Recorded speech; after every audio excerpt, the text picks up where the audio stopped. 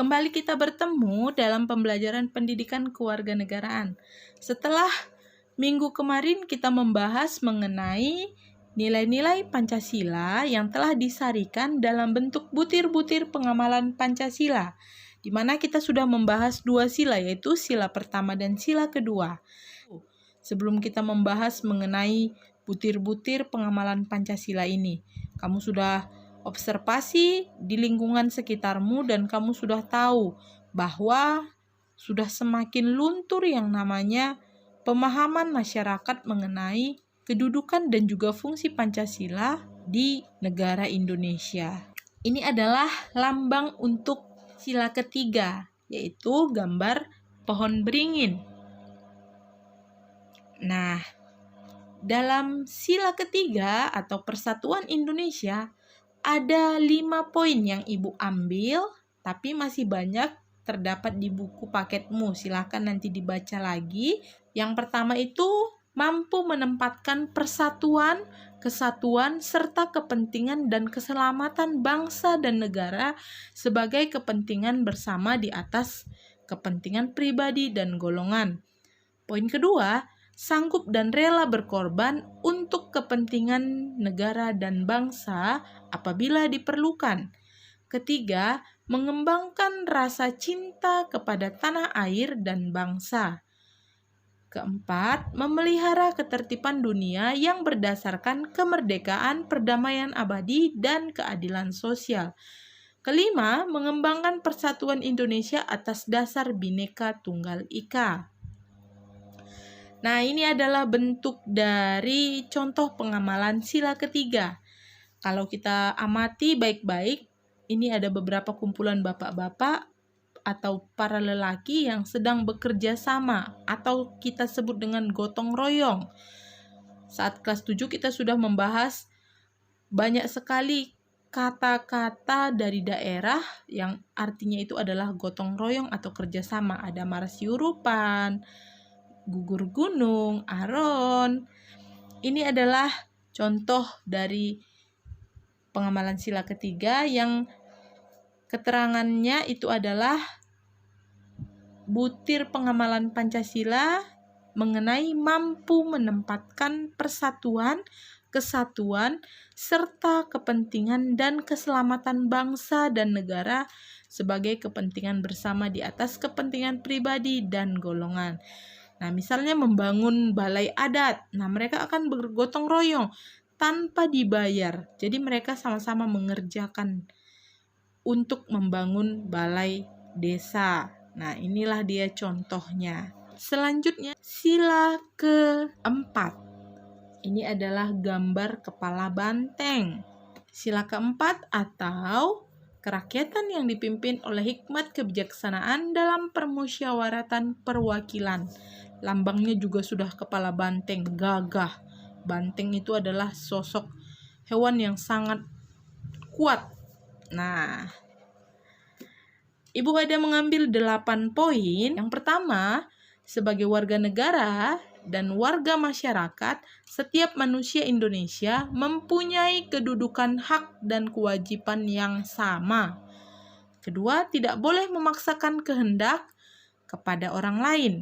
Ketiga, mengutamakan musyawarah dalam mengambil keputusan untuk kepentingan bersama. Keempat, musyawarah untuk mufakat atau untuk mencapai mufakat diliputi oleh semangat kekeluargaan. Kelima, menghormati dan menjunjung tinggi setiap keputusan yang dicapai sebagai hasil musyawarah. Keenam, di dalam musyawarah diutamakan kepentingan bersama di atas kepentingan pribadi dan golongan. Ketujuh, musyawarah dilakukan dengan akal sehat dan sesuai dengan hati nurani yang luhur. Kedelapan, memberikan kepercayaan kepada wakil-wakil yang dipercaya untuk melaksanakan permusyawaratan. Karena negara kita adalah negara demokrasi, negara perwakilan. Jadi kita memberikan kepercayaan kepada wakil-wakil rakyat kita yang tentunya kita percayai, yang tentunya memiliki kepribadian yang baik, memiliki sepak terjang yang hebat, ya.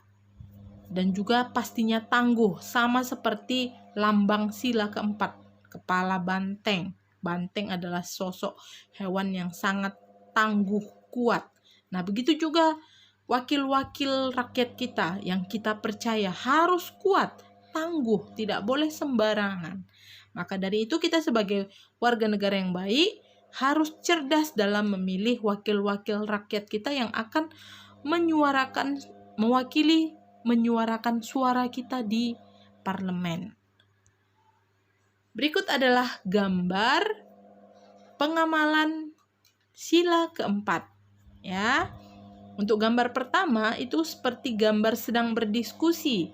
Ada yang menulis, ada yang sedang bercerita satu sama lain, ada yang mengarahkan atau seperti moderator. Nah, untuk gambar yang di sebelah kiri itu keterangannya ialah mengutamakan musyawarah dalam mengambil keputusan untuk kepentingan bersama.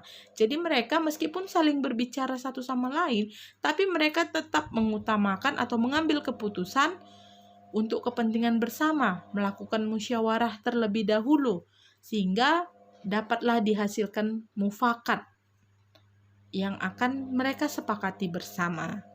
Nah, untuk gambar di sebelah kanan itu adalah menghargai pendapat orang lain. Jadi siapapun itu yang berbicara, kita harus menghargai pendapat orang lain. Kita harus memberikan kesempatan kepadanya. Jangan kita mau dihargai tapi kita tidak menghargai orang lain. Next, sila kelima.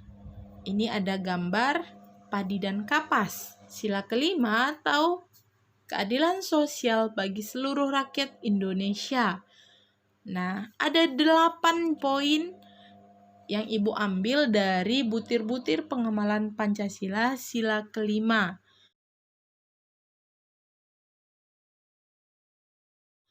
Tetapi di bukumu juga masih ada lebih dari 8. Boleh nanti sambil dibaca juga bukunya supaya pemahamannya lebih kaya, lebih banyak, sehingga kamu dapat paham lebih dalam mengenai butir-butir pengamalan Pancasila setiap silanya. Nah, untuk sila kelima, poin pertama, mengembangkan perbuatan yang luhur yang mencerminkan sikap dan suasana kekeluargaan dan kegotong royongan, mengembangkan sikap adil terhadap sesama, menjaga keseimbangan antara hak dan kewajiban, menghormati hak orang lain, tidak menggunakan hak milik untuk bertentangan dengan atau merugikan kepentingan umum, suka bekerja keras, suka menghargai hasil karya orang lain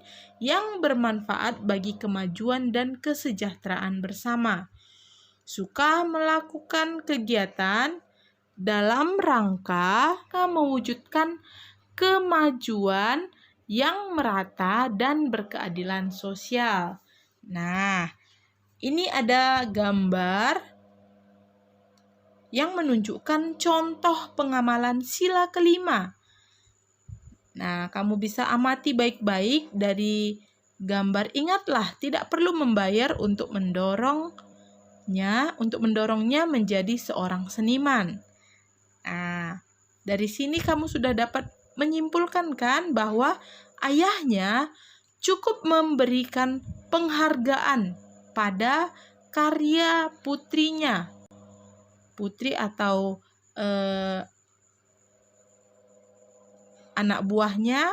Nah, sepertinya putrinya ya. Cukup dia memberikan apresiasi terhadap karya dari putrinya, sehingga putrinya semakin termotivasi, sehingga akan meningkatkan kemajuan dan kesejahteraan untuk putrinya. Tentu akan berpengaruh juga untuk ayahnya. Kamu bisa baca dari ekspresi ayahnya melihat hasil karya anaknya. Walaupun pertama sekali waktu dilihat ayahnya bingung ini gambar apa. Tapi setelah dilihatnya, diamatinya, kembali dia mengingat butir Pancasila, butir-butir nilai-nilai Pancasila, sila kelima khususnya, yaitu suka menghargai hasil karya orang lain yang bermanfaat bagi kemajuan dan kesejahteraan bersama. Nah, demikianlah butir-butir pengamalan Pancasila yang telah disarikan dari sekian banyak nilai-nilai yang terdapat di dalam Pancasila. Kiranya kamu dapat lebih paham lagi setelah kamu mendengarkan penjelasan pada materi yang Ibu sampaikan ini. Dan ingat pesan yang sebelumnya di minggu lalu bahwa cara kita untuk mempertahankan Pancasila ialah dengan mengaplikasikannya, melaksanakannya, melakukannya dalam kehidupan sehari-hari. Jadi tidak hanya sekedar dipahami, dimengerti, diteorikan, tidak hanya sebatas itu, tapi kita harus melaksanakan, mengimplementasikan, dan juga mencontohkan. Bila perlu itu harus kita budayakan, kita bumikan di dalam kehidupan kita sehari-hari. Oke, terima kasih untuk waktu yang sudah diberikan. Untuk anak-anak Ibu tetap semangat. Kita akan bertemu lagi minggu depan dalam materi yang berbeda tentunya. Terima kasih.